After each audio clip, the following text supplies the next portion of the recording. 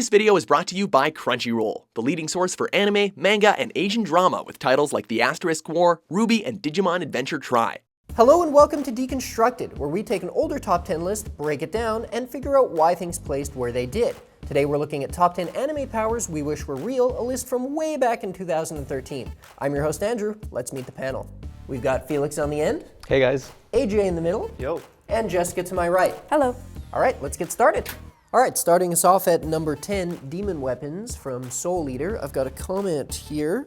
Melody Lee says, the weapons from Soul Eater wouldn't technically be a power, but I'm not sure.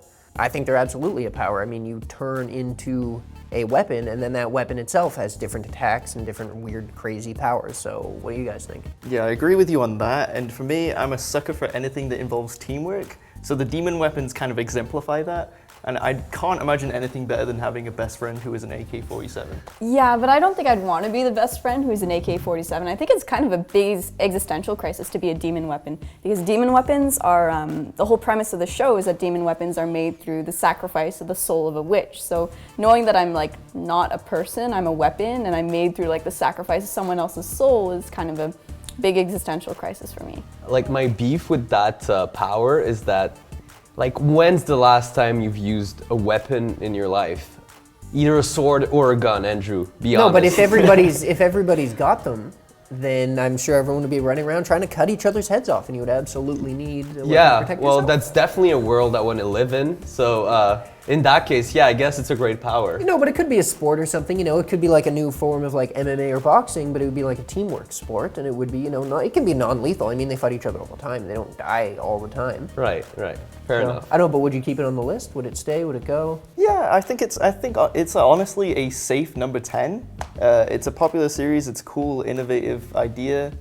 Why not, All right, moving on to number 9, we've got Ultimate Telekinesis from Acura. Now, a comment here says, by Speed Boost Gamer, why would Ultimate Telekinesis be up there?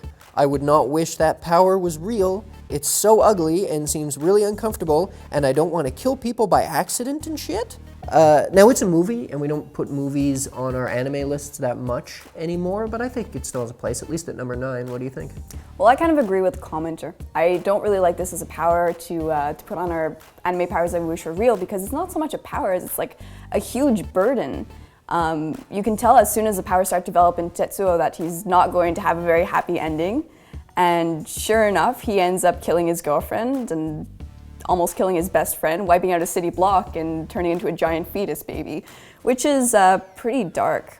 It's more of a degenerative disease than a power, I'd say. Well, I think you're missing the point here. Like, it's really about, this power is about sacrifice. You know how like Jesus sacrificed himself for the good of the human race, to get rid of the sins. Well, Tetsuo wants to get rid of the government, right? So like he sacrifices himself for a better future.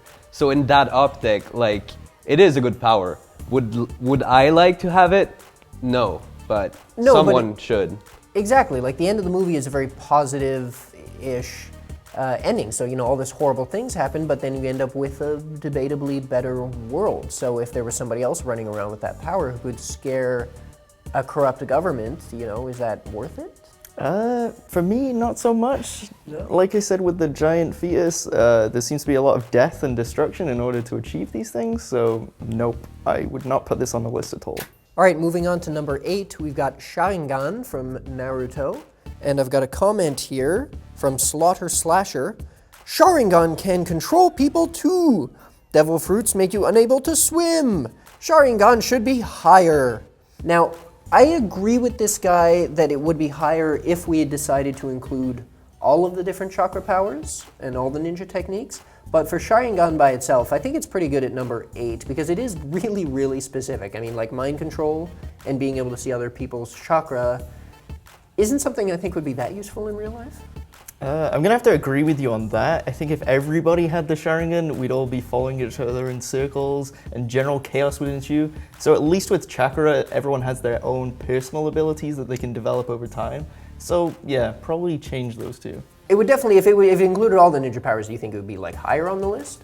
I think like you said, if we were to include all the powers in Naruto, like it would be higher. But if it's only that specific one, I think at 8 is like a good place for it.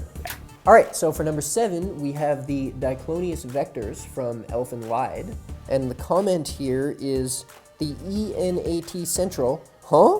Why do you want vectors to be real? Elfin Lied is one of the sickest anime I've ever heard of. Well, he's not wrong.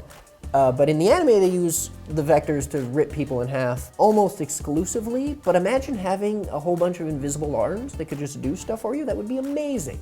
Yeah, that's definitely one of my favorite on the list. There's so much you can do with like a few pairs of extra hand. Like it'd be endless. I could text people, like have another phone talk with people. Like it's a crazy power. I think it's super interesting to have it. I think one of the comments I saw on this was that Index, the show Index, handled this power a lot better with a character called Accelerator, and I have to agree with that. He's one of my favorite characters. He's completely broken, so I would prefer his version of the vector powers. I don't want the vector powers just because the horns or ears or whatever they are look really stupid. Okay, the horns look really stupid, but you can cover those up. Or you can just rip somebody's head off if they make fun of your horns. That's the whole, isn't that the whole point of the show? Yeah, like no one can talk back to you. Yeah, you're the one with invisible hands. Like you wouldn't have a problem with this. So I don't know, I think it'd be really cool. You could get so much work done. I mean, imagine like typing or just doing regular office work or being an athlete. I'm convinced. Yeah, You are or convinced. like the applications of the bedroom too, if you want to go there. Well, Tell us more, Felix. No, I think it's self-explanatory. So you're saying you don't need help? I'll take the 5th on that one. Okay, moving on. We've got the Zanpakuto from Bleach. Now I've got a comment here from Joshua Was. I would take the Zanpakuto, because who doesn't want a f***ing sword the size of your f***ing body? And you can fly and shit. It's a pretty solid entry, honestly. It started off as the Ghostbusters Proton Pack for anime, you know, going around killing hollows with your sword. And there's the potential of Bankai as well attached to it. So Yeah, so you become, as you become strong, as you become more powerful, your sword becomes more powerful, your powers become stronger. I mean, that's sort of like, in the series, they just end up fighting each other. Yeah, I'm sorry to be a buzzkill here, but like, once again, we're talking about anime powers in real life. So how would you use that in real life? A sword the size of a man? Well, Felix, I know that you personally go around and you chop a lot of wood in your job, so can you see a potential? Yeah, I've literally never done that, actually. Okay, all right, sorry. But what if hollows were real? Then Yeah, do you think in that case, like you basically need that weapon to do your job. So yeah, it would be extremely like useful. Yeah, so I would be cool with like other Shinigami running around fighting hollows and sort of keeping me safe. They can do all. You of wouldn't their own. want to have your own special soul sword with its own name and personality? No, it feels like the characters in that show die a lot, and I really don't want to die. All right, before we move on with number 5, let's just take a moment to give a shout out to our sponsor, Crunchyroll. With Crunchyroll, you can watch unlimited anime, ad-free, and full 1080p across all of your devices, PC, mobile phone, home console, or Scouter. And as WatchMojo fans, you guys can try out Crunchyroll Premium for free for 30 days and get exclusive content like the One Piece Special Edition HD or the Asterix War. Click the link below to see how you can do that. All right, moving on to number 5, we've got the Devil Fruit powers from One Piece, and the comment I have here from Nathalie Ruiz says, you didn't mention that on number 5 that whoever eats the Devil Fruit cannot swim or float. That's a really good point. Would that be a deal breaker for you guys or not? Well, I think that if you eat a devil fruit and you wind up with like some weird, crazy power, like being able to control wax or turning into syrup, you kind of have no choice but to set out and become a pirate and adventurer and sail the Grand Line. Yeah, but for me, I think the whole not being able to swim thing has become completely redundant, at least in the series, when there's characters who can, you know, freeze the water and walk across it. It doesn't seem to have that much gravity. I would actually put this higher on the list, if possible. Really? Felix? For me, like, not swimming is not a big deal at all. Like, I mean, when you put this in perspective, like, okay, I can't go to the pool with my friends, but on the other hand, like, I can control light, I can create tornadoes, like, it's way better than not swimming. But you don't know what power you're gonna get necessarily, right? Like, what if you get boned? Yeah, which is part of the fun. You bite into the fruit, it's like, what am I gonna get? Like, am I gonna become a weird animal, or am I gonna be like a god, basically? That would be really cool if there was like a devil fruit corner store and everyone's just running around with devil fruit powers. So I guess it would sort of be like when you turn 13, you know, instead of getting a car, you get to go out and get devil fruit. Don't buy your 13-year-olds a car. Yeah. But you go out and Who you get gets to a become, car you know, at you 13? get, or you get like, it's like a liquor license, but you get to Yeah. sell and buy devil fruit instead. So it would be really cool, but I don't know, man, not being able to swim, to me, that's why it's at number 5. All right, for number 4, we've got the Geass powers from Code Geass. And the comment I have here is Merlin Emeris says, also, a Geass varies from user to user. In the code Geass, a few different types appear. Control people, see a few seconds at a time, stop time, well not really, read minds, but I'm sure more could exist. And I know the entry here focused just on Lelouch's power, which is mind control. So, but I think maybe number 4 might be a little bit too high if we're only looking at Lelouch's. What do you think? Well, I think that even if it is just specifically Lelouch's power, it still has so much potential in there. You can tell people to do whatever you want them to. Yeah, I gotta agree with Ashley on that. Like, it's so powerful. You could, like, if you use it in politics, you can easily become, like, leader of the whole world, like Lelouch does in the anime. But do we want that? Like, do we want a politician to have that much power regardless of who they are? Like, Well, should anybody? It's a double-edged sword because at the same time, people don't necessarily use it for evil. There's one point in the series where Lelouch just tells Suzaku, survive. And he does. He has plot armor for the rest of the series because of it. So yeah, I think it's not that you're going to be evil if you use it. There's potential there. So you're saying there's like therapeutic uses to controlling someone's mind? That's not my implication, but you know. Yeah. Well, no, but if somebody was suicidal, like I could see a doctor or a therapist using it very effectively, but essentially hypnosis. Like the person, they don't have control. Like if you're telling to Suzaku to survive, that's giving him the will to survive. But what if you told somebody like don't be depressed and they're just running around like super happy all the time? Like that's not life. Yeah, and again, it has its downsides as well. You can only use it once per person. All right, number 3, Super Saiyan from, of course, the Dragon Ball franchise. The comment I have here from Hype the Gamer is my favorite comment ever. DBZ can still kill everyone from any series, so for me, DBZ is the best. Obviously, going Super Saiyan is like the quintessential anime power, and it's probably the most powerful thing in anime. How useful is it in real life? I don't think it's very useful at all. I think the whole point of being Super Saiyan is it's just a really chaotic power. You're using forces that are too strong for you to control, and you end up depleted after like a few minutes. I don't agree at all. I mean, like, you could fly to work, you could monetize it, you could, like, become the most, like, efficient demolition expert. You just go there and just destroy everything in the building, just disintegrate all of it. Yeah, but when you're a Super Saiyan, often you wind up kind of more aggressive and more impulsive than you usually would be. So do you think you could really trust yourself to just destroy one building when you got the force of a nuclear bomb? Well, they addressed that in the series. At one point, Goku and Gohan, like, they stay Super Saiyan for a really long time, and they're able to stay calm and really like master the powers, so that's the approach I would take. Well, I think it's okay as long as we put a cap on it, because with each stage of the Super Saiyan it gets more and more ridiculous. We're at the point where, what's the new one called? It's like Super Saiyan God Super Saiyan. Yeah. And where he has blue hair now, and he's fighting another god at this point. I don't think we want people flying around with that kind of power. So maybe if it's like Super Saiyan 1, 2, as long as we don't reach the mullet stage, it's okay. Yeah, especially like at 3, you have a mullet, and at 4, you're basically a monkey. So like I would cap it off at 2. I don't know, I think no cap. And how cool would like bar fights be if you just have like 2 people about to fight each other, but they're like, hold on, and then they just start fighting. That would be amazing. That would be a lot of fun. All right, so we're at number 2 now, the Death Note from Death Note. And the comment I have here is a good one. Adrian Robles says, I would love to have a Death Note just to f*** up some people. You piss me off, or wrong, me, you get f***ed. Yeah, I think someone should like look in his room for weapons, probably. Yeah, I mean, like the Death Note is it's a scary thing.